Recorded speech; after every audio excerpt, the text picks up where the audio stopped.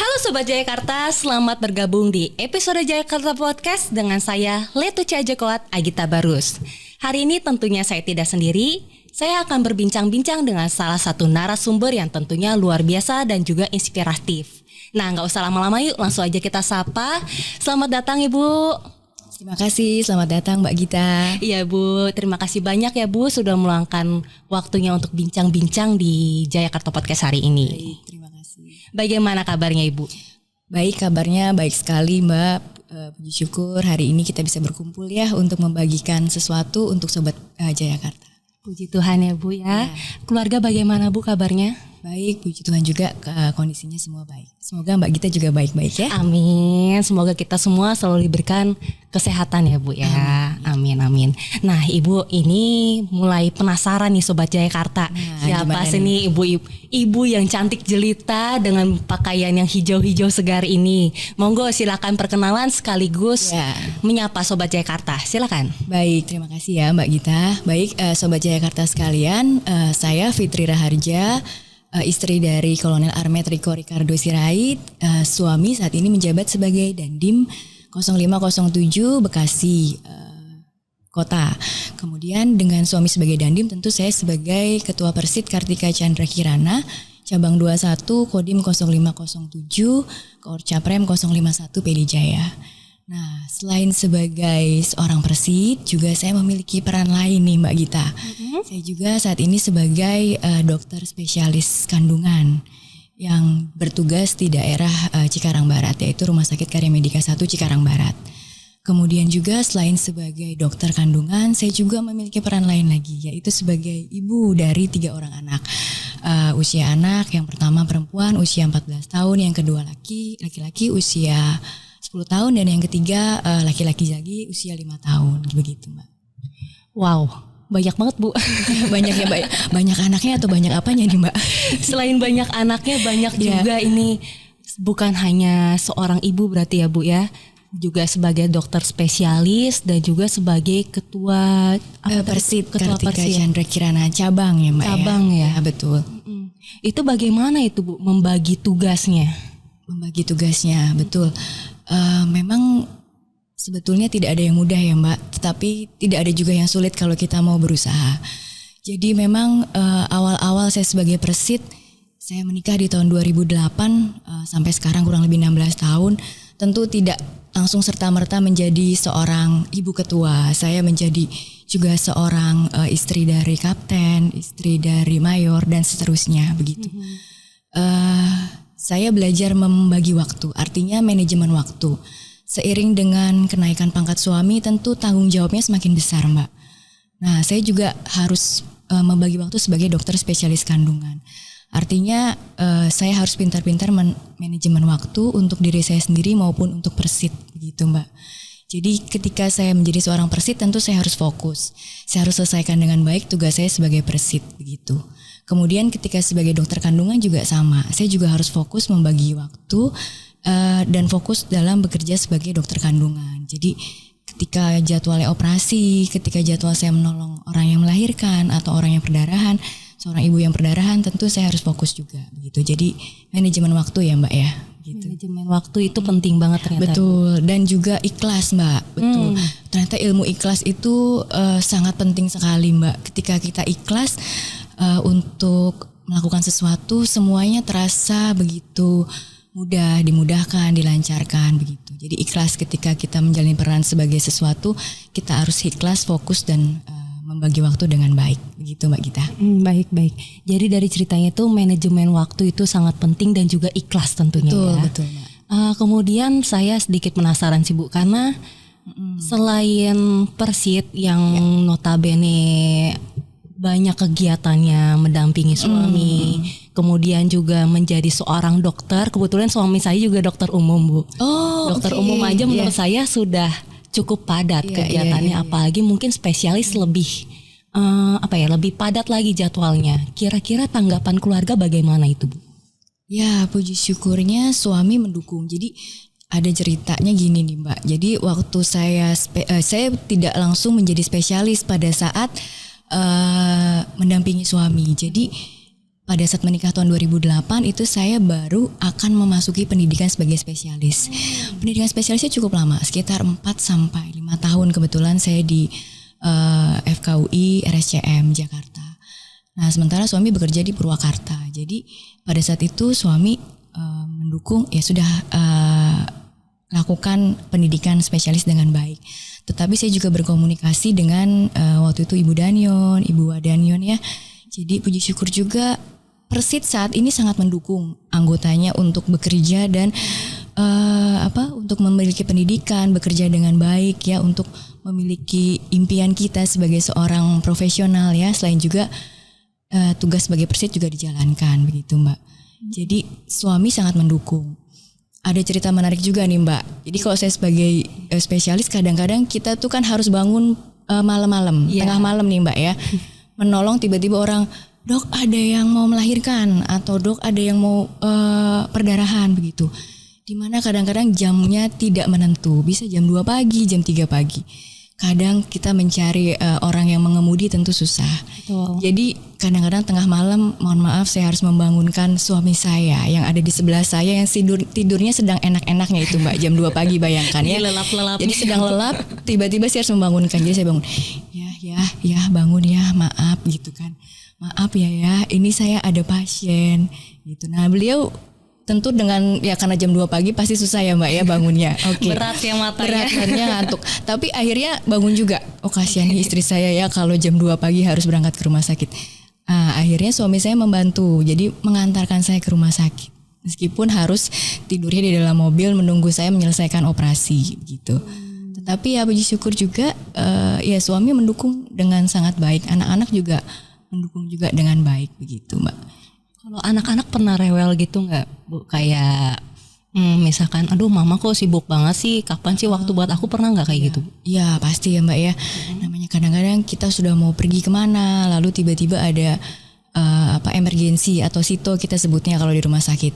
Kalau emergensi ya kita harus ke sana karena tanggung jawab sebagai seorang dokter tentu harus dikerjakan. Ya tapi diberikan pengertian kepada anak-anak bahwa ibunya sedang berusaha menolong seseorang, menolong ibu hamil yang sedang juga berjuang untuk melahirkan anaknya begitu. Tapi ya anak-anak sih bersyukur sih Mbak, cukup baik, cukup mudah diarahkan begitu. Mengerti ya? Betul, iya. Wah keren banget. Nah terus ini emang cita-cita dari awal ingin menjadi dokter obstetrik ginekologi ya Bu ya? Ya sebutannya betul. Apa sih sebutannya, obgyn ya? Ya, spesialis obstetri dan ginekologi ya. Jadi atau kita kalau bahasa Indonesianya kebidanan dan kandungan begitu, Mbak. Itu emang cita-cita dari awal atau sebelumnya ada terbayang ingin menjadi spesialis apa, taunya ternyata ada yang terbukanya ini gitu. Atau gimana, Bu? Ya, pada saat kan sebelum spesialis kita menjadi dokter umum ya Mbak ya. Dokter umum selama pendidikan tentu juga dipaparkan dengan berbagai bidang spesialis seperti misalnya spesialis yang lain, contohnya penyakit dalam, bedah, kulit, obstetri dan ginekologi ya. Nah pada saat di obstetri dan ginekologi saya merasa bahwa ada perasaan yang senang dapat membantu seorang ibu hamil yang melahirkan dengan lancar, aman, sehat ya. Ibunya sehat, bayinya sehat, tuh ada perasaan yang luar biasa indahnya begitu Mbak, bisa menolong melahirkan seorang bayi ke dunia ini dengan kondisi yang sehat begitu. Oke, jadi karena perasaan mungkin kayak terenyuh gitu ya? Iya, perasaan senang gitu, jadi aduh pengen lebih mendalami lagi begitu ya, Bu? Betul. Iya. Tanggung jawab melahirkan, menghadirkan sesosok manusia ke dunia ini tuh luar biasa ya Mbak begitu. Tetapi tidak semua juga berjalan mulus sih Mbak sebetulnya. Artinya sebagian besar memang pasien yang ditolong memang kondisinya baik, tetapi ada juga yang mungkin tidak terlalu baik, artinya tidak dapat diselamatkan. Ada juga misalnya kondisi-kondisi perdarahan atau kondisi ibunya sedang kejang atau ibunya sedang sesak nafas dan lain-lain. Ada 1-2 kasus yang memang agak sulit untuk saya bisa menyelamatkan keduanya begitu. Jadi itu kadang-kadang ada perasaan sedih ya Mbak ya, dan perasaan bersalah yang cukup lama begitu ada di dalam hati ya. Kenapa kok saya tidak bisa menyelamatkan Tetapi saya berpikir lagi bahwa ya apa yang saya lakukan harus optimal. Ketika apa yang sudah optimal dilakukan dan sudah seizin Tuhan, saya memohon bantuan Tuhan. Ketika hasilnya tidak baik, ya tentu kita juga harus tenang, menyampaikan kepada keluarga, menyampaikan kepada suami begitu. Bagaimana prosesnya sampai ibunya tidak bisa diselamatkan begitu, Mbak. Baik Bu, ini menarik banget ya berkaitan dengan kehamilan. Kira-kira ada kiat-kiat nggak Bu untuk yang bisa disampaikan kepada ibu-ibu yang mungkin sekarang sedang hamil dan termasuk saya yang sedang hamil? Ya, Mbak Gita sedang hamil nih ya. Iya. Baik. Kiat-kiatnya apa nih Monggo? Ya baik, jadi sebetulnya kalau berbicara tentang kehamilan Mbak, jadi kita tidak boleh hanya berpikir pada saat hamilnya saja. Karena sebetulnya proses itu adalah dimulai sejak sebelum hamil. Jadi ketika seorang ibu memutuskan untuk hamil, sebetulnya paling tidak setahun sebelumnya sudah mempersiapkan diri ya. Untuk ibu-ibu barangkali yang akan mempersiapkan diri untuk kehamilan setahun sebelumnya. Apa saja sih Mbak yang perlu dilakukan? Ya berarti kita mesti mengatur pola makan ya. Cukup gizi seimbang, cukup istirahat, konsumsi asam folat misalnya, dan zat besi ya. Nah, ketika sudah mau hamil, sudah akan memasuki kehamilan trimester 1 juga sama. Trimester 1, 2, dan 3 memiliki kebutuhannya masing-masing. Mungkin trimester 1 tidak terlalu banyak kebutuhan untuk kalori, tetapi butuh begitu banyak zat gizi yang harus dipenuhi. Contohnya seperti ya, asam folat, protein, lemak, karbohidrat ya Mbak. Jumlahnya sedikit-sedikit tapi perlunya banyak, perlu jenisnya banyak begitu.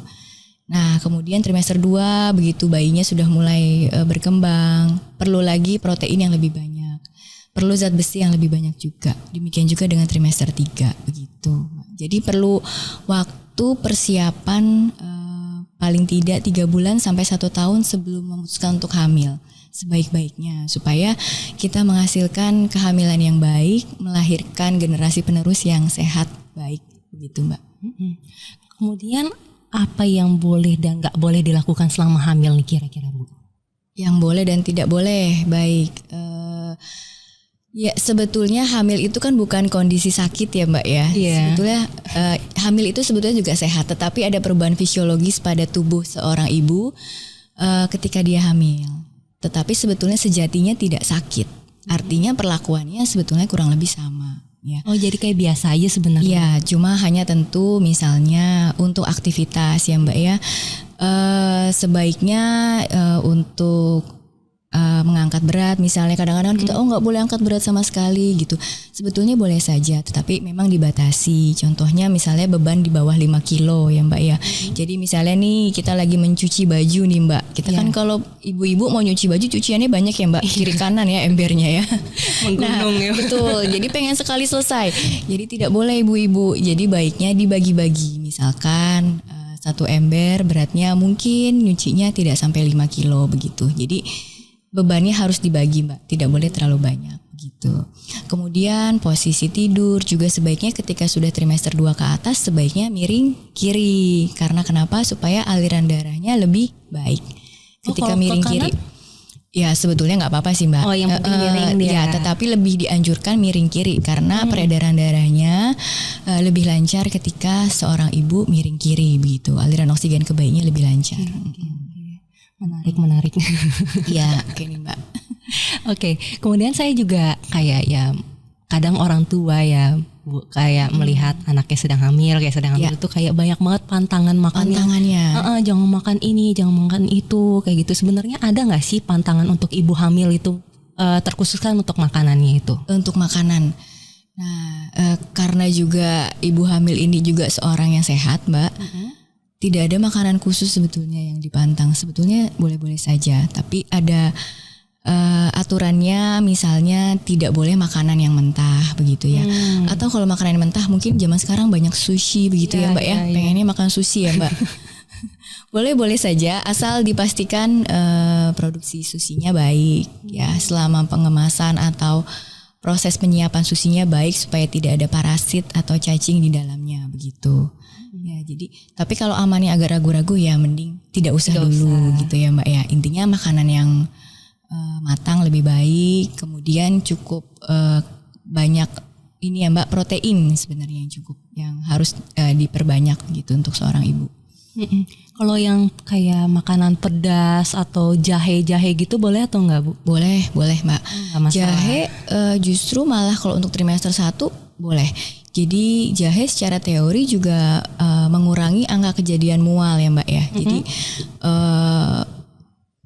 ada uji klinisnya memang jahe juga boleh bagus untuk ibu hamil untuk mengurangi mual atau emesis gravidarum pada saat awal-awal kehamilan gitu. Tapi kan jumlahnya juga secukupnya ya Mbak ya. Yang banyak juga betul, ya. Enggak yang 1 kilo ya Mbak ya. Yang itu panas juga. Iya panas ya Mbak perutnya. Iya. Terus ini lagi ada yang menarik lagi tuh. Iya. Orang tua saya sering bilang jangan minum air dingin atau yang manis-manis nanti bayinya besar. Itu benar besar bener ya Mbak. Oke, jadi sebetulnya minuman dinginnya boleh-boleh saja Mbak. Tetapi kadang kita ini senangnya minum dingin dengan ditambah sirup atau gula ya Mbak. Betul nggak Mbak? Ya. Enaknya kan es campur. Kan segar Bu. Iya bener ya. Iya jadi seorang ibu hamil itu sebetulnya kadar gula darahnya memang cenderung dapat lebih tinggi tanpa minum minuman manis. Cenderung hiperglikemi kita sebutnya. Jadi pada ibu hamil kadang-kadang bisa muncul keadaan diabetes mellitus dalam kehamilan Mbak. Jadi harus hati-hati. Maka kadar gulanya harus dipantau supaya baik, supaya tetap normal. Maka itu secukupnya saja Mbak sebetulnya. Ya. Jadi kalau misalkan minum teh gitu ya, sebaiknya sih tidak usah terlalu banyak gulanya begitu. Untuk masakan atau kita kan sekarang banyak makanan atau minuman ya Mbak ya, apa semacam boba lah atau minuman snack-snack gitu ya Mbak ya, aneh-aneh yang pengen kita coba ya Mbak ya. Nah ibu-ibu hamil sebaiknya lebih berhati-hati, tidak boleh terlalu sering mengkonsumsi itu. Jadi cukupi dulu yang utamanya protein, karbohidrat, lemaknya dari makanan sehari-hari. Jadi makannya harus sehari 3 kali, cukup karbohidrat, cukup lemak, cukup protein Mbak. Ya, baru setelah itu di antara sela waktu makan boleh ditambahkan snack gitu. Tetapi tidak boleh yang terlalu terlalu ekstrim manis begitu ya. Boleh diselingi dengan snack buah misalnya atau susu misalnya begitu. Berarti kayak buah ataupun makanan itu sebenarnya tidak ada pantangan. Semuanya boleh aja. Semuanya boleh-boleh saja, tapi ya intinya tadi ya Mbak, batasan tertentu itu ya secukupnya. Kemudian intinya bersih, higienis, sehat gitu Mbak. Jadi apa yang menyebabkan bayi dalam kandungan itu besar? Karena kebetulan anak pertama saya itu beratnya sampai 4,1.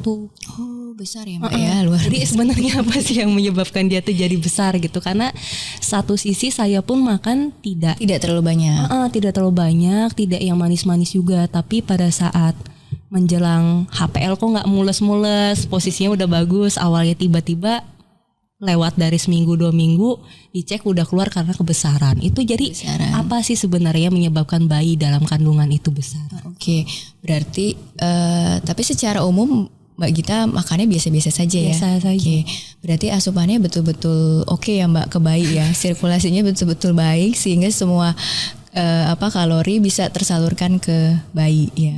Tetapi mungkin lebih hati-hati juga Mbak, karena memang untuk bayi-bayi di atas 4 kilo, 4.000 gram ya atau 4 kilo memang perlu diwaspadai juga adanya diabetes tadi begitu. Jadi saran sih mungkin nanti Mbak Gita, pasti dokter sudah melakukan ini ya Mbak, pengecekan kadar gula darah dan laboratorium ya Mbak ya.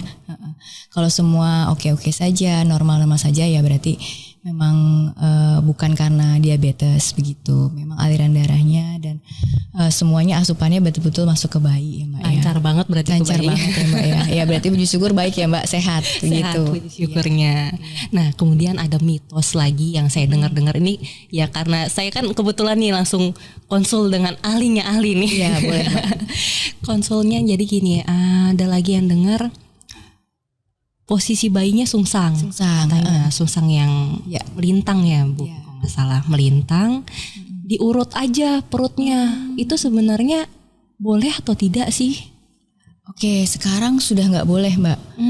Sudah tidak boleh karena terlalu banyak kejadian yang misalnya solusio plasenta, artinya plasentanya terlepas dari tempat nempelnya karena diputar ya bayinya gitu. Jadi tidak boleh untuk saat ini tidak dianjurkan untuk melakukan pemijatan atau diurut begitu ya Mbak ya.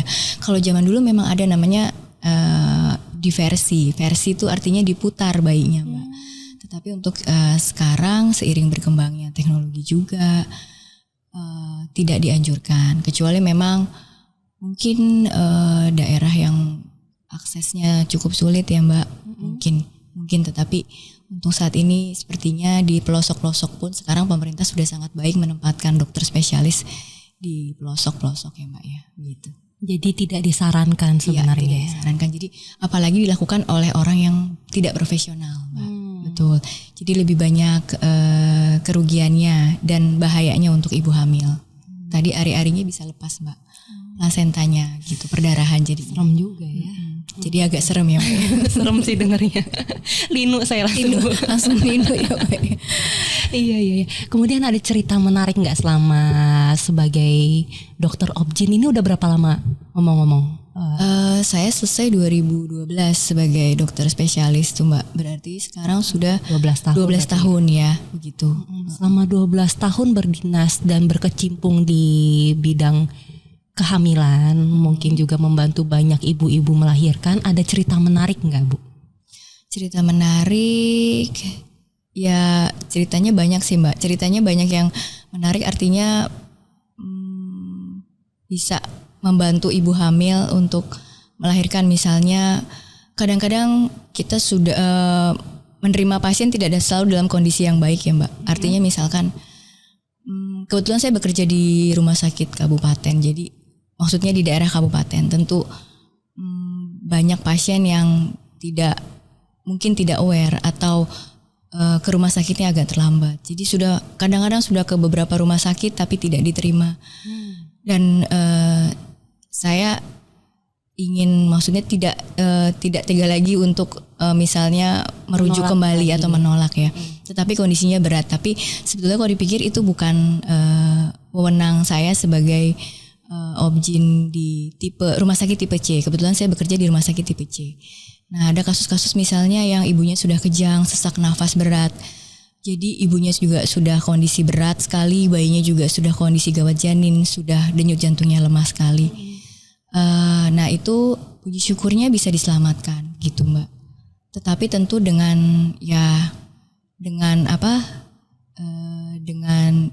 komunikasi yang baik kepada keluarga ya Mbak ya.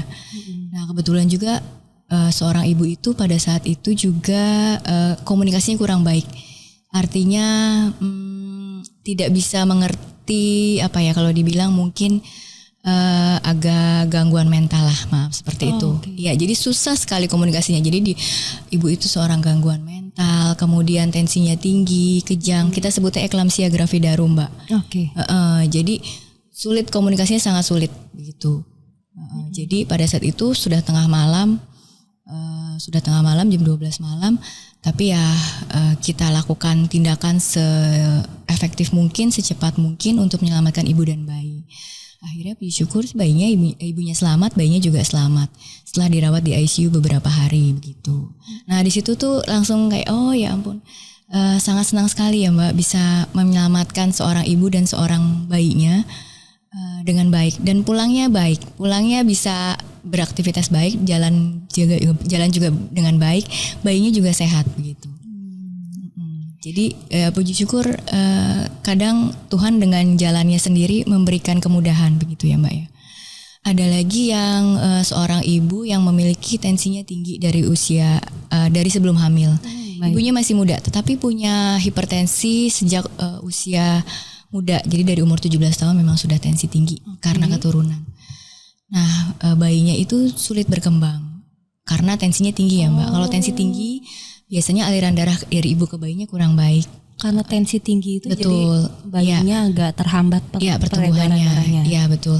Jadi berat bayinya waktu itu stuck di kisaran 900 gram. Oh, kecil banget ya Bu? Iya, kecil sekali. Tetapi harusnya memang saya rujuk ke rumah sakit tipe A.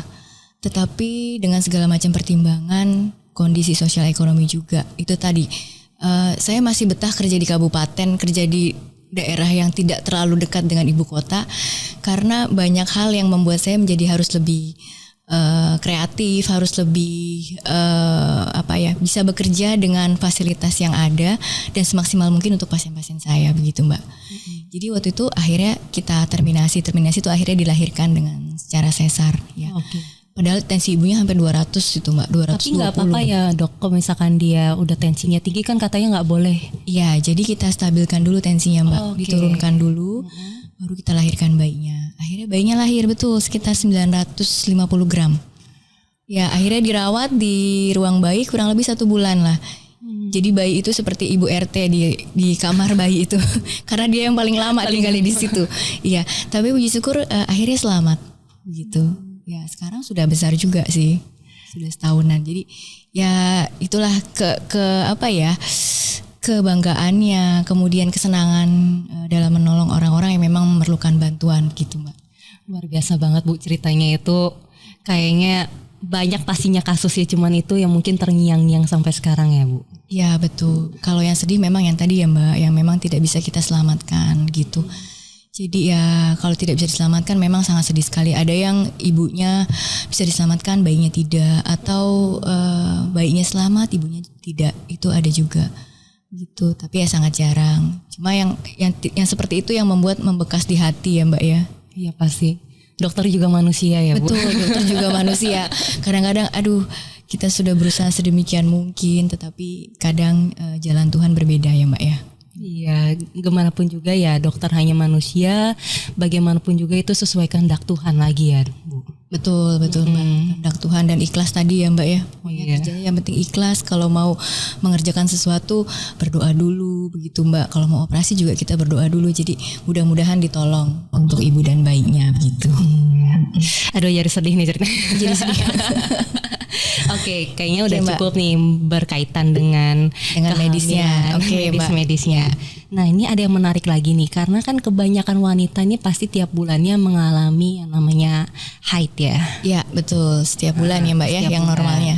Nah, normalnya. Nah, itu kenapa sih kebanyakan antara 1 atau 2 hari pertama tuh kayaknya sakit banget perutnya itu Bu? Nyeri sekali. Oke, baik. Nah, berarti saya boleh menggunakan ini nih Mbak ya. Oh iya, dari tadi di sini ya. Dari sini nih. Berarti Sobat Jayakarta penasaran kan nih Mbak buat apa ini gambarnya ya? Oke. Jadi mungkin saya cerita sedikit nih ya Mbak ya. Ini mungkin Mbak Gita tahu nggak ya kira-kira gambar apa ini ya? Ini adalah ternyata organ reproduksi perempuan bagian dalam Mbak. Kita punya bagian luar dan bagian dalam ya Mbak ya. Nah kemudian ini yang bagian dalamnya ya. Ini adalah rahim ya Mbak ya. Ini rahim secara keseluruhan ya. Nah, ini rahim, ini vagina, ini badan rahim, ini leher rahim. Ini saluran telur ya. Kemudian ini adalah indung telur kiri dan kanan gitu. Nah pada saat haid itu kan kita pengeluaran dari darah yang di sini menuju keluar sini Mbak. Oke. Gitu. Kadang-kadang ini terjadi kontraksi atau kayak diperes gitu ya Mbak, untuk mengeluarkan darah dari sini ke arah sini gitu. Ya jadi kadang-kadang ada kontraksi. Nah kalau yang penyakitnya ya, kalau ada yang patologis atau penyakitnya itu kalau misalnya ada kista Mbak. Oh iya, kista kita sering sebutnya kista coklat ya. Nah kista coklat itu berarti daerah sini atau sini. Gitu. Jadi ada kista coklat di sini itu kadang-kadang juga menyebabkan nyeri. Gitu. Jadi kalau ada kista itu bisa menyebabkan nyeri juga. Maka itu ketika ada nyeri haid sebaiknya memang periksa. Apakah memang nyeri haid yang primer atau yang memang karena kontraksi saja atau memang ada sesuatu kelainan yang lain. Contohnya misalnya tadi ada kista atau ada miom atau adenomiosis benjolan yang di daerah rahim ya Mbak ya. Gitu. Oke. Tapi penyebab kista itu sendiri apa? Itu penyebab kista. Nah ini kista ya Mbak ya. Oke. Kalau ini, nah ini tadi yang miom Mbak. Miom tuh kayak gini Mbak. Nah ini ada benjolan. Ini miom. Miom bisa tumbuh di daerah badan rahim biasanya, di mana saja ya. tergantung letaknya. Kalau di dalam sini tentu jadi perdarahan terus nyeri terus. Kalau di antara daging sini, nah itu tadi waktu haid jadi nyeri karena semacam seperti kontraksi ya. Nah kalau kista sebabnya biasanya memang secara genetik memang sudah ada bakat ya Mbak ya. Gitu. Tetapi kan kita tidak bisa memilih bakat ya Mbak ya. Iya, betul. Ya betul. Jadi kadang-kadang tiap perempuan ada bakatnya memang memiliki kista secara gennya. Nah yang memudahkan timbulnya kista menjadi lebih besar adalah misalnya faktor lingkungan. Contohnya ya misalnya mungkin pola makan kita ya, atau misalnya radikal bebas yang di luar dari lingkungan kita, misalnya asap ya, asap rokok, asap kendaraan begitu Mbak, asap pembakaran juga sama, itu memudahkan timbulnya kista. Oh itu berpengaruh ya Bu? Iya betul. Jadi selain pola makan kita juga harus memikirkan mengenai lingkungan gitu Mbak. Gitu. Oke.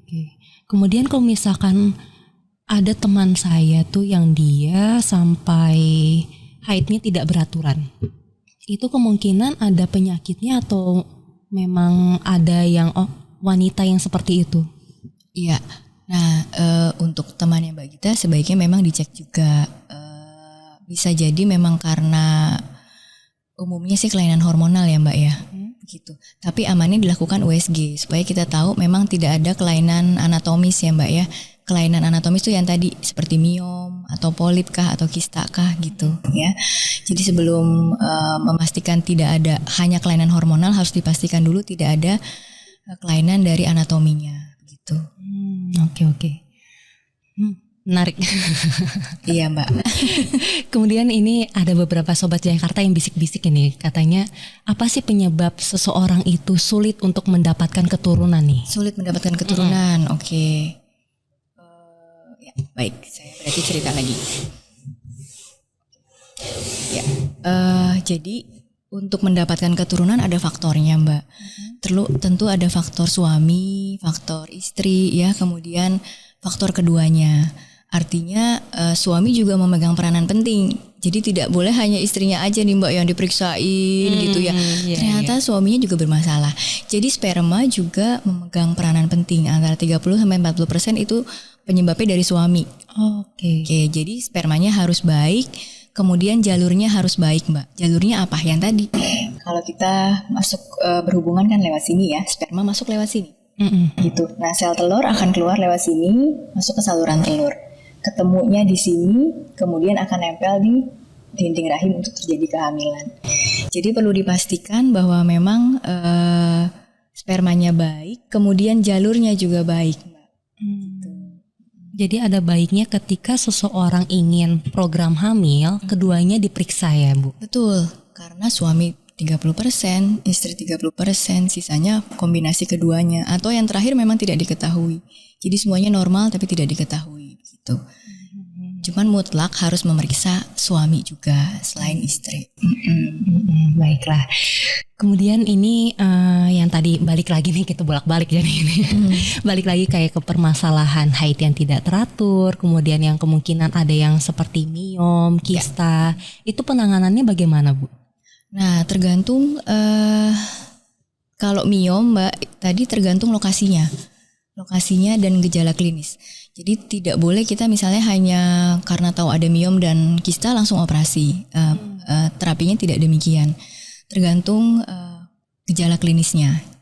Apa misalnya ibunya perdarahan, nyeri haid gitu ya. Kita cari di mana nih letak sakitnya gitu ya organnya. Misalnya kemudian miomnya di sini gitu ya Mbak. Kalau di sini kan mungkin tidak mempengaruhi ya. Karena kan bukan di dalam rahim misalnya, atau di sini. Kan tidak juga mengganggu haid atau mengganggu kehamilan. Jadi biasanya kita evaluasi dulu. Tetapi begitu sudah masuk ke dinding rahim, nah biasanya keluhannya perdarahan. Meskipun ukurannya kecil. Sehingga itu biasanya perlu diambil gitu. Jadi tidak harus penanganannya operasi itu tidak semuanya begitu ya? Ya betul, tidak semua harus dioperasi. Jadi kita harus tahu lokasinya dulu dan gejala klinisnya Mbak. Itu jadi tidak dengan mudah harus operasi ya. Harus tahu dulu gejalanya dan lokasinya di mana. Kalau memang ukuran di sini besar, misalnya sampai 10 cm ya dipertimbangkan untuk diambil miomnya gitu. Kista juga sama Mbak. Kalau kiri kanan kistanya kecil di bawah 4 cm biasanya kita evaluasi dulu. Kalau memang sudah besar dan ada gejala baru kita lakukan operasi begitu. Tapi semisalkan tidak operasi, berarti ada treatment ataupun terapi apa yang harus dilakukan oleh pasien tersebut? Ya, kalau untuk kista endometriosis misalnya kista coklat ada memang terapi hormonal ya Mbak ya. Begitu bisa dilakukan itu. Tetapi perlu dievaluasi apakah bertambah besarnya cepat atau tidak. Kemudian gejalanya setelah pengobatan apakah membaik atau tidak gitu Mbak. Berarti bisa hilang dengan sendirinya? Mungkin kalau hilang total agak sulit, tetapi dicegah mungkin ya bisa mengecil atau dicegah membesar dengan sangat cepat gitu. Oke. Menarik banget ini informasinya. dari kandungan sekarang ke haid. Oke, baiklah, kayaknya nih kurang lengkap rasanya kalau misalkan belum mendengarkan pesan-pesan dari Ibu untuk para Sobat Jayakarta. Silakan. Iya, baik deh. Mungkin saya ini mengenai persit dulu kali ya. Monggo mengenai persit. Jadi karena tadi agak kita banyak berbicara mengenai kandungan ya Mbak ya. Untuk persit ya puji syukur sekali bahwa organisasi persit sekarang saat ini sudah dari dulu memang baik ya Mbak ya. Tapi sekarang sudah sangat baik. Artinya persit sangat mendukung para anggotanya untuk memiliki profesionalitas, kemudian memiliki keinginan pribadi untuk berkembang, dan hal itu juga dapat kita tularkan atau kita berikan untuk anggota persit kita. Jadi contohnya seperti misalkan saya pada saat di batalion ya Mbak ya, saya senang sekali bisa berbagi dengan ibu-ibu persit ya. Demikian juga dengan di Kodim atau dimanapun suami saya berada, saya senang sekali mengadakan konsultasi gratis ya, atau berbagi dengan ibu-ibu. Jadi dengan sebagai ibu ketua, kemudian juga sebagai dokter kandungan, saya mengadakan penyuluhan. Kemudian kadang saya juga memberikan USG gratis, Mbak. Senang sekali rasanya bisa berbagi sama ibu-ibu ya. Jadi bisa tahu, oh ibu-ibu ini harus waspada ya, yang ini beresiko seperti itu. Jadi ibu-ibu itu bisa lebih aware, bisa lebih waspada untuk kedepannya gitu. Jadi persit itu juga menurut saya tidak membatasi saya untuk bekerja sebagai dokter kandungan. Malah justru persit juga memberikan saya juga ilmu banyak Mbak. Bahwa di persit kita juga harus bersikap profesional. Kemudian di persit juga saya belajar bagaimana berorganisasi dengan baik ya. Bagaimana saya harus menempatkan diri ketika saya sebagai seorang ibu ketua, di mana saya juga sebagai seorang anggota begitu ya. Saya harus pandai-pandai menempatkan diri begitu. Dan di persit saya belajar itu. Dan persit sekarang sangat memudahkan, artinya memberikan saya keleluasaan selama saya bisa mengatur diri saya dan juga kegiatan persit. Jadi sangat mendukung sekali lah kegiatan persit dan juga pekerjaan saya sebagai dokter. Nah, pesan-pesannya untuk para Sobat Jayakarta nih ya Mbak ya. Iya, silakan. Pesan dari saya pribadi untuk Sobat Jayakarta dimanapun berada, selalulah menebar kebaikan Mbak ya. Menebar kebaikan, kemudian sekecil apapun selalulah menjadi bermanfaat untuk orang lain gitu. Senang sekali bisa bermanfaat menjadi orang lain dan memberikan sesuatu apa yang kita punya, ilmu yang kita punya untuk orang lain gitu. Kemudian manajemen waktu tadi ya Mbak ya. Jadi untuk ibu-ibu yang bekerja, ayo tetap semangat. Meskipun kita sebagai banyak peran yang kita punya, baik sebagai ibu persit, sebagai seorang profesional atau bekerja ya sebagai ibu rumah tangga, ayo sama-sama kita manajemen waktu dengan baik gitu. Semoga segala sesuatunya berjalan dengan baik, baik itu sebagai seorang ibu, baik itu sebagai seorang anggota persit dan juga sebagai seorang yang bekerja gitu. Dan identitas sebagai persit kita harus bangga dan selalu memberikan yang terbaik untuk persit. Artinya persit kan punya sebuayannya ya sepi ing pamrih, rame ing gawe ya Mbak ya. Artinya dimanapun kita berada tidak perlu terlalu ramai-ramai. Artinya kita bersikap sederhana, kerja dengan baik, tapi tidak perlu rame-rame, tidak perlu menyombongkan diri begitu ya. Harus bekerja dengan senyap, tetapi hasilnya hebat begitu, Mbak. Ya, demikian. Terima kasih, Mbak Gita. Terima kasih. Sungguh luar biasa, jadi tetap menabur kebaikan. Betul, Mbak. Baik, terima kasih banyak Ibu sudah meluangkan waktunya untuk bincang-bincang hari ini ya Bu. Sama-sama, Sungguh Mbak Gita. memberikan informasi yang baru dan banyak juga untuk Sobat Jayakarta. Ya, terima kasih. Saya senang sekali bisa berada di sini di Sobat Jayakarta. Baik Sobat Jayakarta, demikianlah akhir bincang-bincang kita dengan salah satu persit di jajaran Korem 051, yaitu Ibu Dr. Fitri Raharja SPOG, istri dari Kolonel Armet Riko R. Sirait, Dandim 0507 Bekasi Kota. Saksikan terus informasi menarik lainnya hanya di episode Jayakarta Podcast. Terima kasih, sampai jumpa.